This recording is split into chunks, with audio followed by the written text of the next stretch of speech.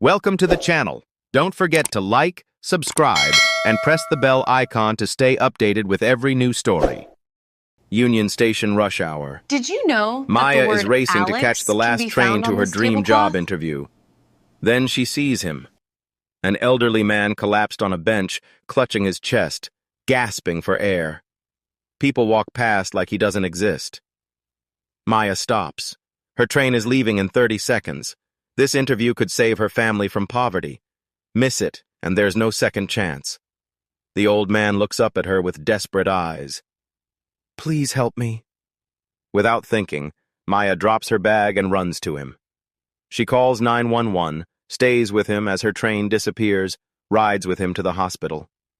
What she didn't know was that this dying stranger was worth $50 billion. That saving his life would change hers forever. 30 a.m. The alarm screamed in Maya Williams's tiny apartment. She rolled out of bed, careful not to wake her younger brother Alex, sleeping on the couch. In the mirror, exhaustion stared back at her. Dark circles under her eyes told the story of someone working 2 jobs just to survive. But Maya forced a smile. Today was different. Today could change everything. By 5:15, she was at Murphy's Diner. For 6 hours, she would smile, serve, and collect tips. The breakfast crowd wasn't generous. By 11 o'clock a.m., Maya counted her tips. $23.47. She stared at the crumpled bills. Rent was due in 3 days. Utilities needed to be paid. And Alex was waiting for money to buy textbooks. $23 for 6 hours of work. Maya felt that familiar knot in her stomach. Walking home, she passed the towering glass building that dominated downtown, Sterling Technologies. She'd walked past it 1,000 times, watching well-dressed people stride through its revolving doors. They belonged to a different world where $23 wasn't the difference between eating and going hungry. At the apartment, Alex hunched over his laptop at their tiny kitchen table, textbooks scattered around him, borrowed, outdated copies he'd found online. "How was work?" he asked. "Good." Maya forced brightness into her voice. "I found that scholarship I told you about," Alex said, excitement in his voice. "But I need a suit for the interview." Maya's heart sank. "How much?" "I found one at the thrift store for $40. Her phone buzzed. Unknown number. "Is this Maya Williams?" "Yes." "This is Jennifer from ST Industries. We received your application for the receptionist position. Are you available for an interview today at 3 p.m.? Maya's heart stopped. ST Industries. She'd applied 3 weeks ago. "Yes, absolutely." "Excellent. 1247 Corporate Plaza. Please arrive 15 minutes early." This was it. The receptionist position paid $45,000 a year with benefits. More money than she'd ever dreamed of making. Alex looked up from his books. "What was that about?" "I got an interview today at ST Industries." "Maya, that's huge!" Maya opened her wallet. $31.47 total. The train ticket cost $15 round trip. She looked at Alex, bent over chemistry homework with borrowed textbooks. This interview wasn't just about a job, it was about proving all the sacrifices were worth something. Union Station buzzed with afternoon energy. Maya clutched her resume folder and checked her phone. 2:45 p.m. Perfect. The 2:15 train would get her downtown with 15 minutes to spare. As she approached the platform, dark clouds rolled across the sky. Within seconds, drops became a downpour. People scattered for cover. That's when she saw him. An elderly man sat alone on a wooden bench, completely still, while chaos erupted around him. Rain soaked through his expensive wool coat, but he didn't seem to notice. His silver hair was plastered to his head, and his hands gripped an old leather portfolio. Something was wrong. The man's eyes were unfocused, staring ahead but not seeing anything. His lips moved silently. "All aboard. Final call for the 2:15 downtown exit. Press."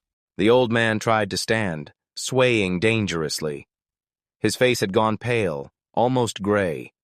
He pressed his hand to his chest, breathing shallow and labored. "Sir," Maya called out, but her voice was lost in station noise.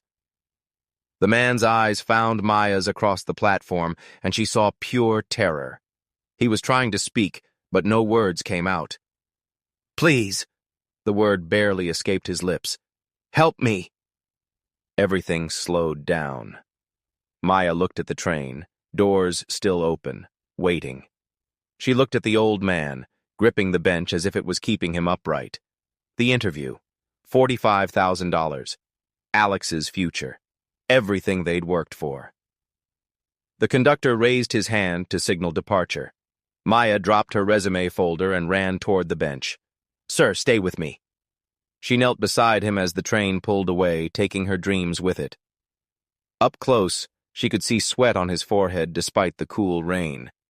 His expensive watch and tailored clothes suggested wealth, but right now he looked vulnerable.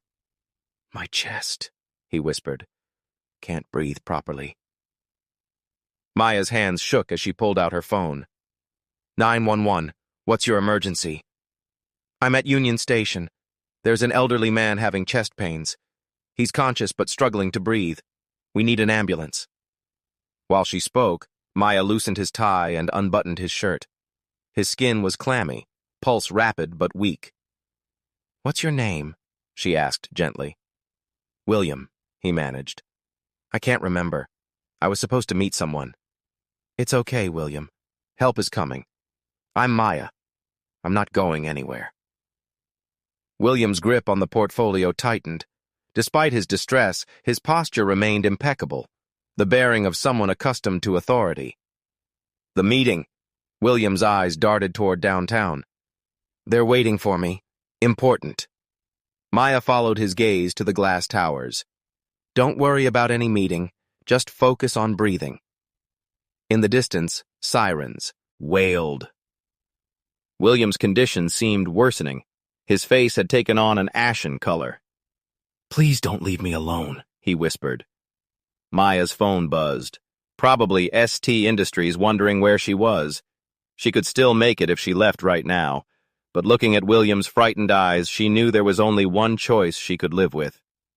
She declined the call and squeezed his hand tighter. "I'm not going anywhere," she promised. The paramedics arrived within minutes. "What's the situation?" asked the lead paramedic. "Chest pains, difficulty breathing, confusion," Maya reported. "His name is William." William clutched Maya's hand as paramedics began their assessment. "William, I'm Sarah. Can you tell me your last name?" William's eyes darted between paramedics and Maya, panic flickering. I don't...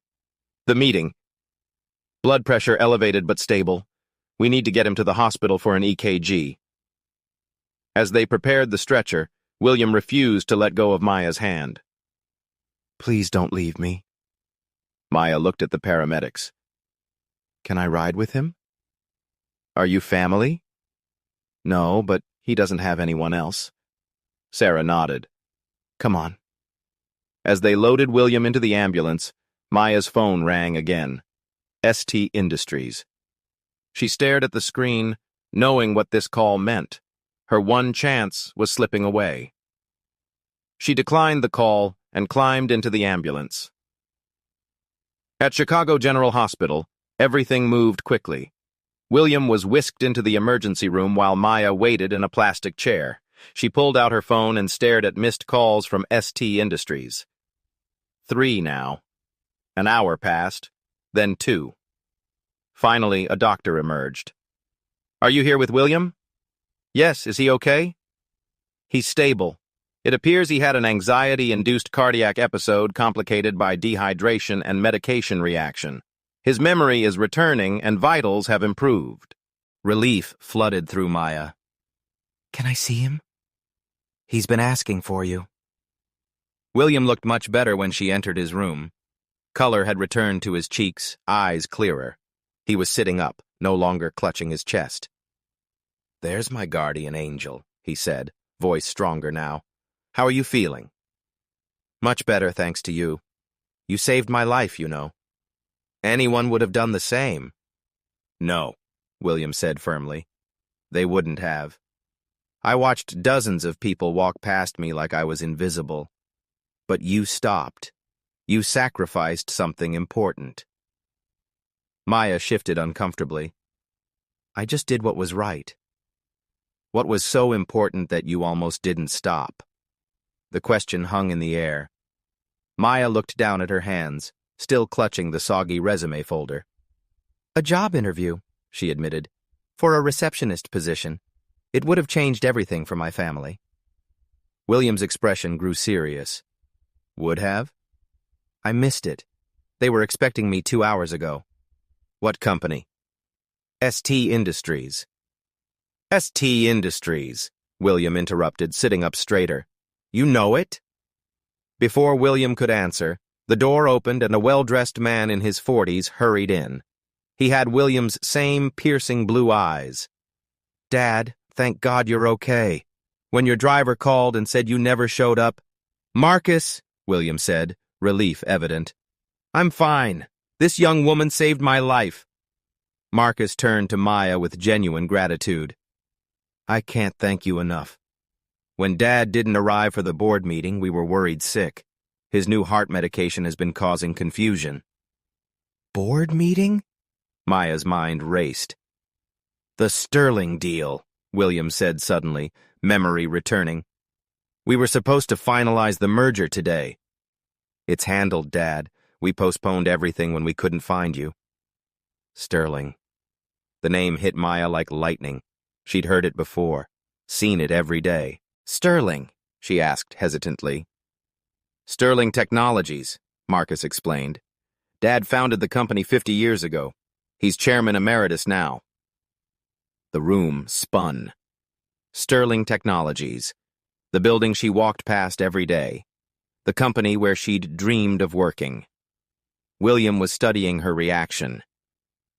You mentioned ST Industries for your interview. Yes, but ST Industries is our subsidiary, William said gently. Part of Sterling Technologies. Maya felt like she couldn't breathe. She'd saved the founder of the very company where she'd been supposed to interview. I had no idea, she whispered. Of course you didn't, William said, which makes what you did even more remarkable. Marcus stepped forward. What's your name? Maya. Maya Williams. Maya, William said thoughtfully. Do you have somewhere you need to be? Because I'd very much like to thank you properly. Maya thought about her empty apartment, about Alex waiting to hear how the interview went, about the $23 in her purse and rent due in 3 days. No, she said. I don't have anywhere to be. William smiled, and for the first time, Maya saw a glimpse of the powerful businessman he must have been. Good, he said, because this conversation is just getting started. The hospital room fell quiet as the weight of revelation settled over them. Maya stared at William, trying to process what she'd learned. This was William Sterling, founder of one of Chicago's most powerful companies, and she'd chosen to save his life instead of pursuing her dream job at his company. Maya, William said gently, I want to do something for you. You don't need to do anything, she replied quickly. I'm just glad you're okay. William reached into his jacket pocket. At least let me pay for your cab ride home and for missing your interview. No. Maya's response was immediate and firm. I don't need payment for doing what is right. Marcus stepped forward. Miss Williams, you have no idea what you've done for our family. My father could have died alone on that bench. Maya, please let us at least cover your expenses. Maya shook her head. Mr. Sterling, I didn't help you because I expected something in return. I helped you because you needed help. That's what people should do for each other. William exchanged a meaningful glance with his son. In 50 years of business, he'd encountered countless people who saw dollar signs when they looked at him. But here was someone who'd literally saved his life and refused to accept even cab fare. At least take my business card, William insisted, pulling an elegant card from his wallet. in case you ever need anything, and I mean anything. Reluctantly, Maya accepted the card. Heavy stock paper with embossed lettering, William Sterling, Chairman Emeritus, Sterling Technologies. "Thank you," she said, tucking it into her purse without really looking. William studied her carefully. "Tell me about yourself, Maya. What do you do?" "I work at Murphy's Diner in the mornings, and I clean offices at night. I'm trying to save money for my younger brother's education. And the interview today was for a receptionist position at ST Industries." Maya's voice carried a note of loss. "It would have paid more than both my jobs combined." William nodded thoughtfully. "Where do you work these cleaning jobs?" "Different buildings downtown. Actually, I walk past your building every day going to work. I've always wondered what it would be like to work somewhere like that instead of just cleaning up after the people who do." The honesty struck William deeply. Here was someone who'd walked past his building every day, dreaming of a better life. And when given the chance to pursue that dream, she'd chosen to help a stranger instead. "You said your brother is in college?" "Community college. He's studying chemistry. He's so smart, Mr. Sterling. Smarter than anyone I know, but we can't afford a 4-year university." "I want to hear," William said simply. "Tell me about him." For the next few minutes, Maya found herself opening up about Alex, about their parents' death, about dropping out of school to support him, about his dreams of becoming a chemist. William listened intently, occasionally asking questions.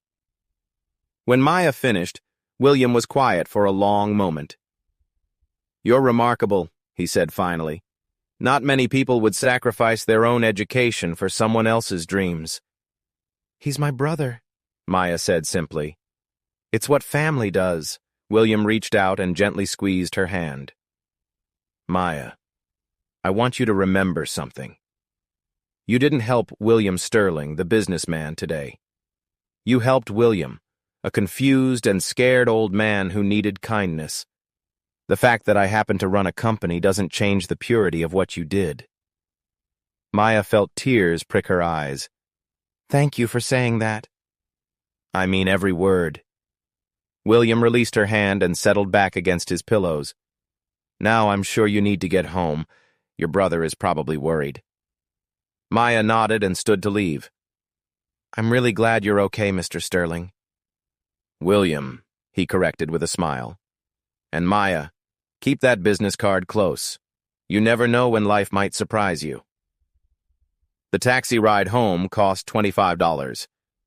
Maya watched the meter climb with growing anxiety, knowing it represented 2 days' worth of meals. But Marcus had insisted on arranging the ride despite her protests. Back at their cramped apartment, Alex was waiting at the kitchen table, chemistry books spread around him. His face lit up when she walked in. "So, did you get it?" Maya sat down heavily. "I didn't make it to the interview." Alex's expression fell. "What happened?" "There was an emergency. An old man at the station was having chest pains. I had to help him." "Is he okay?" "He's fine, but I missed the interview. They probably gave the job to someone else." Alex reached across the table and squeezed her hand. "You did the right thing, sis. There'll be other jobs." Later that evening, Maya finally pulled William's business card from her purse. William Sterling, Chairman Emeritus, Sterling Technologies. She pulled out her phone and searched the company. Sterling Technologies wasn't just any company. It was massive. The search results showed a gleaming headquarters, the same building she walked past every day. Her phone buzzed with a text from an unknown number. "Maya, this is William. I hope you made it home safely. Sleep well. Tomorrow is going to be a very interesting day." Friday morning arrived gray and drizzly. Maya had barely slept, William's cryptic text replaying in her mind. At 10 o'clock a.m., her phone rang. "Maya, this is Jennifer from ST Industries. I'm calling about your missed interview yesterday." Maya's heart sank. Here comes the rejection. "Yes, I'm so sorry. There was a medical emergency." Actually, we'd like to reschedule. Are you available today at 2 p.m.? Maya nearly dropped the phone. Today?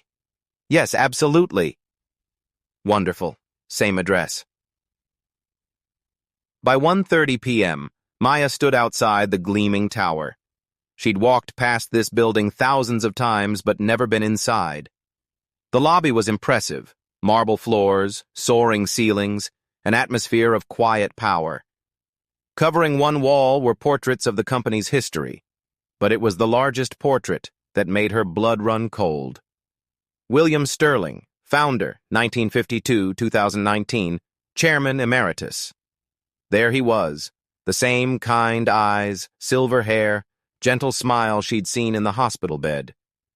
But in this portrait, he wore the confident expression of someone who'd built an empire. Miss Williams? Maya turned to see Jennifer approaching with a warm smile. I'm glad you could make it. They took the elevator to the 15th floor, but instead of a conference room, Jennifer led her toward a corner office with floor-to-ceiling windows. There's been a change, Jennifer explained. Someone specifica. Kelly requested to meet with you. She opened the door, and Maya's world tilted. William Sterling sat behind an enormous mahogany desk, looking healthy and confident in an impeccable suit. Marcus stood beside him, smiling warmly. There's my guardian angel, William said, rising from his chair. Jennifer looked confused. I'm sorry. Do you two know each other? Jennifer, meet Maya Williams, the remarkable young woman who saved my life yesterday. The words hung in the air like thunder. Jennifer's eyes widened. You're the one who helped Mr. Sterling? At Union Station, Maya said quietly, when he was having chest pains. I'd been walking to clear my head before our board meeting about the Morrison Industries merger, William explained. The medication made me disoriented, and stress from the $500 million deal triggered what doctors called an anxiety-induced cardiac episode. Marcus stepped forward. Dad was carrying the final merger documents when Maya found him. If he'd collapsed alone, we could have lost the biggest acquisition in our company's history. The room spun. $500 million. She'd helped save a deal worth $500 million. But more importantly, William continued, Maya didn't know any of this. When she stopped to help, she saw a confused, scared old man having chest pains, and she sacrificed her job interview to make sure I was safe. Your job interview? Jennifer's voice trailed off. The interview you missed yesterday was supposed to be here at ST Industries, which is our subsidiary, William confirmed. Maya was rushing to interview for a receptionist position at the very company I founded. She gave up her chance at working here to save my life, not knowing who I was. I need to sit down, Maya whispered.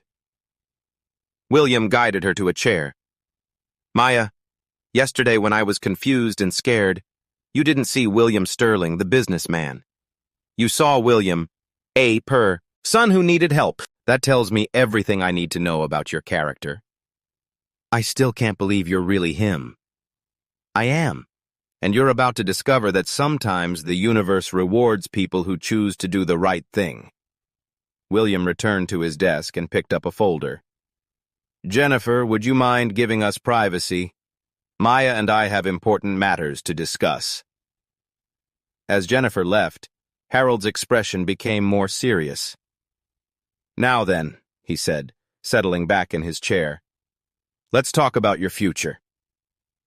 William opened the folder on his desk and studied its contents. Through the floor-to-ceiling windows, Maya could see the city sprawling below, a world of opportunity that had always seemed just out of reach. Maya, William began, in 50 years of running this company, I've learned that the most important decisions aren't about profit margins or market share. They're about recognizing character when you see it. He leaned forward. Yesterday, you made a choice that revealed everything I need to know about who you are. You didn't help William Sterling, the CEO. You helped William, a confused old man who was scared and alone. That kind of authenticity is rarer than you might think. Mr. Sterling, I appreciate everything you're saying, but I really just did what anyone should do. That's exactly my point, William smiled. You don't even realize how extraordinary you are, which brings me to why you're here. I'm not offering you the receptionist position. Maya's heart sank. After everything, she was still going to be turned away. She started to stand. I'm offering you something much better, William continued. Marcus stepped forward with a new folder, much thicker than the first. Maya, how would you feel about becoming my father's personal executive assistant? The words didn't compute. I'm sorry, what? William chuckled. It's a real position. I may be chairman emeritus, but I still oversee major strategic decisions, community outreach programs, philanthropic initiatives. I need someone I can trust completely. But I don't have experience. Experience can be taught, William interrupted. Character cannot, and you've already proven you have something far more valuable than experience. You have integrity. Marcus opened the new folder and slid it across the desk. The starting salary would be $85,000 annually with full benefits including health, dental, and vision insurance. Maya stared at the number. $85,000? More money than she'd ever dreamed of making. There's more, William said gently. I understand you have a younger brother in college. I'd like to establish a full scholarship for Alex through our Sterling Foundation. 4 years at any university he chooses, plus graduate school if he wants it. Maya felt the room spinning. That's impossible. Scholarships like that are worth approximately $200,000, Marcus confirmed. More if he pursues a doctorate in chemistry. Tears began streaming down Maya's face. I don't understand. Why would you do this? William stood up and walked around his desk, sitting in the chair next to her. Maya, let me tell you something about wealth. Money doesn't make you happy. Purpose does. And yesterday, you reminded me what true purpose looks like. He paused, his voice growing more personal. I built this company from nothing. I've made more money than I could spend in 10 lifetimes, but I haven't always been the man I wanted to be. But watching you yesterday, seeing someone choose kindness over opportunity, it reminded me why I went into business in the first place, to make a difference. William looked out the window. I don't want an employee, Maya. I want a partner, someone who can help me ensure this company lives up to its potential to do good in the world. But I'm nobody, Maya whispered. I clean office buildings and serve coffee. What could I possibly offer a company like this? You offer perspective that money can't buy, William said firmly. You understand what it means to struggle, to sacrifice, to put others before yourself. Those aren't weaknesses, Maya. They're superpowers. Marcus nodded in agreement. Some of our best innovations have come from understanding what real people actually need. William pulled out another document. There's one more thing. I'd like to advance your first month's salary today. I imagine the transition comes with expenses. Maya couldn't speak. The generosity was overwhelming. Is this real? She managed to ask. It's real, William confirmed. But I need you to understand something important. I'm not doing this just because I'm grateful, though I am. I'm doing this because yesterday proved you're exactly the kind of person this company needs. He leaned forward, expression serious. This offer comes with responsibility. I'm going to train you personally. You'll learn about business strategy, financial planning, community development. It won't be easy. I'll expect excellence from you. I won't let you down, Maya said, finding her voice. I know you won't, because yesterday, when it mattered most, you already proved that you choose doing right over doing easy. William stood and extended his hand. So, Maya Williams, are you ready to change your life? Through her tears, Maya reached out and shook his hand. Yes, she whispered. Yes, I am. 6 months later, the transformation was undeniable. Maya's cramped apartment had been replaced by a bright two-bedroom in a safe neighborhood. Alex now had his own room, complete with a proper desk where he studied advanced chemistry at Northwestern University.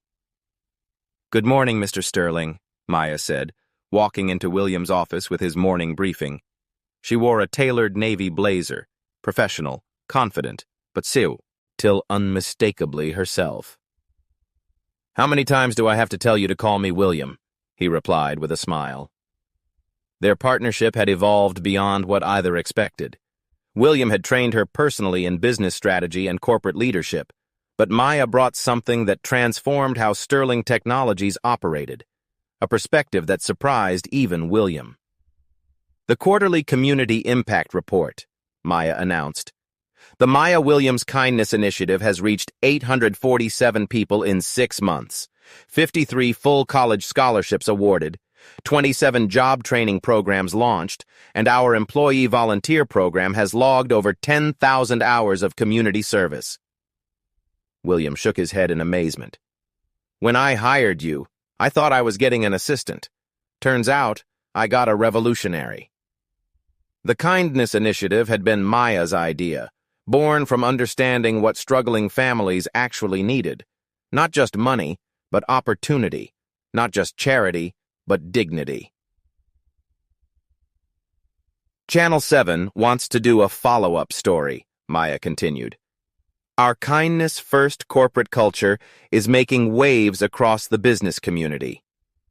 The media attention had started small, but grown. What made it newsworthy wasn't just the fairy tale aspect. It was what happened next. William had implemented Maya's kindness-first policy. Employees could be late to meetings if they were helping someone in need. The company established partnerships with local schools offering mentorship programs. They started hosting monthly community dinners. "Remember when you used to take the bus to work?" William asked. "You mean 3 months ago? And now you're presenting million-dollar proposals to the board like you've been doing it for years." William's mentorship had unlocked abilities Maya never knew she possessed. "Speaking of the board," Maya said, "I have news. They offered me a promotion, Director of Community Relations, and I said yes." William's face broke into a proud smile. "Outstanding. This company needs someone in leadership who actually understands the community we serve." The promotion was just the latest ripple effect. Alex had been featured in Northwestern's newspaper as a scholarship success story. Murphy's Diner had landed an exclusive catering contract with Sterling Technologies, securing jobs and allowing expansion. "You know what's funny?" William said, looking out at the city. "I used to ride past bus stops in my town car, never thinking about the people waiting there. Now I take the train twice a week just to stay connected to real life." "And how's that working out?" "Last week I helped a confused tourist find their hotel. Small thing, but it felt good, really good." "Kindness is contagious," Maya agreed. The Chicago Business Journal wants to do a cover story about our corporate culture transformation. They're calling it the Sterling model and suggesting other companies adopt similar practices. Are other companies listening? 3 major corporations have reached out asking for consulting on kindness-based policies. Turns out treating people well is good for business. They both laughed, but Maya felt deep satisfaction knowing her simple act had created a movement spreading beyond one company.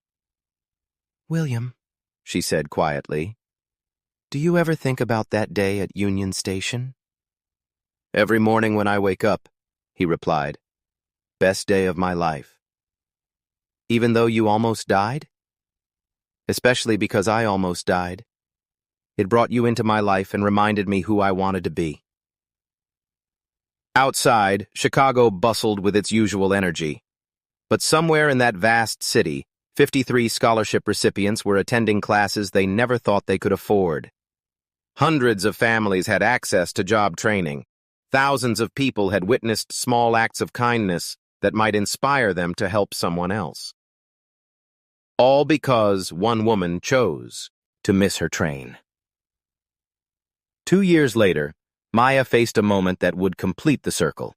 Union Station rush hour, the same platform where everything had changed. But this time, Maya Williams, Director of Community Relations, was hurrying to catch a train to speak at a community center about scholarships. As she rushed toward the platform, she noticed him immediately. An elderly man sat hunched on the same wooden bench where she'd found William 2 years ago. He clutched a worn envelope, tears streaming down his face. His clothes were clean but old, and he kept looking around as if lost. Maya slowed her pace. The train was boarding. 50 teenagers were waiting to hear about opportunities that could change their lives. But something about the man's posture made her stop. "Sir, are you okay?" The man looked up with grateful eyes. "My granddaughter," he said in accented English. "She graduates today from nursing school, first in our family to finish college. But I can't find the auditorium." Maya glanced at the envelope. Northwestern University Nursing School graduation. "What's your granddaughter's name?" "Maria Santos. She got a scholarship from a big company. Sterling something." Maya's heart stopped. Maria Santos. She remembered the application personally. A brilliant young woman whose grandfather worked 3 jobs until the Maya Williams Kindness Initiative stepped in. "Sir," Maya said gently, "I know exactly where you need to go. And I know Maria. She's extraordinary." The man's eyes lit up. "You know my Maria?" Maya pulled out her phone and canceled her speaking engagement. Then she hailed a taxi. "Come on," she said, helping him to his feet. "Let's get you to your granddaughter's graduation." During the ride, she learned his name was Carlos, that he'd sacrificed everything to help Maria pursue her dreams, and that today represented decades of hope and hard work. At Northwestern, Maya didn't just drop him off. She walked him to the auditorium, helped him find his seat, and stayed to watch Maria walk across the stage. As Maria's name was called, Carlos gripped Maya's hand with tears in his eyes. "Thank you," he whispered. "Not just for today, for making this possible." Later, catching a train back downtown, Maya thought about the circular nature of kindness. 2 years ago, she'd missed her train to help a stranger. Today, she'd missed her appointment to help another. Her phone buzzed with a text from William. "Heard about what you did today. Some things never change, and thank God for that." The next morning, William announced a new policy. The Kindness First initiative would officially protect any employee who was late due to helping others. Because at Sterling Technologies, they'd learned that the most important meetings aren't on your calendar. They're the ones that happen when someone needs help. One missed train, one act of kindness, one life changed forever. In a world that often feels divided, Maya proved that kindness is the bridge that connects us all. She showed us that sometimes the most important choice isn't the one that advances our career. It's the one that honors our humanity. William was right when he said kindness is contagious. From one woman's decision to help a stranger, we saw ripple effects that transformed a company, launched 53 college careers, and created a movement spreading across corporate America. But here's the beautiful truth. This store isn't unique to Maya. Every single day, you have opportunities to change someone's life with simple acts of kindness. What if your next act of kindness changes everything?